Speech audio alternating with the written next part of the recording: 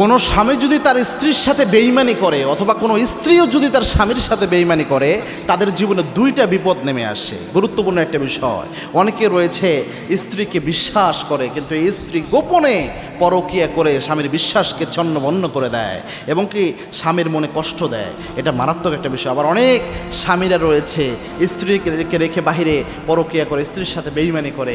এরকম বহু রয়েছে যে জীবনটা পার করে দেয় কষ্টে প্রথম স্ত্রী, পরে যে বেইমানি করে। এটা কিন্তু মারাত্মক একটা বিষয়।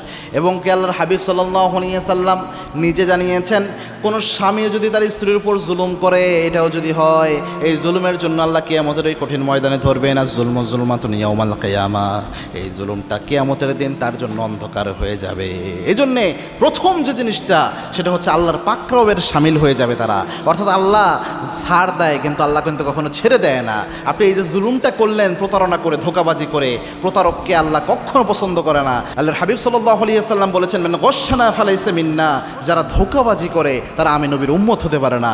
দুই নাম্বার যে বিপদটা নেমে আসে, সেটা হচ্ছে মানসিক অশান্তি দিয়ে আল্লাহ আপনাকে ভরপুর করে দেবে। আপনি আরেকজনের শান্তি নষ্ট করবেন প্রতারণা করে, আর আল্লাহ আপনাকে একদম চির সুখে শান্তিতে রাখবে।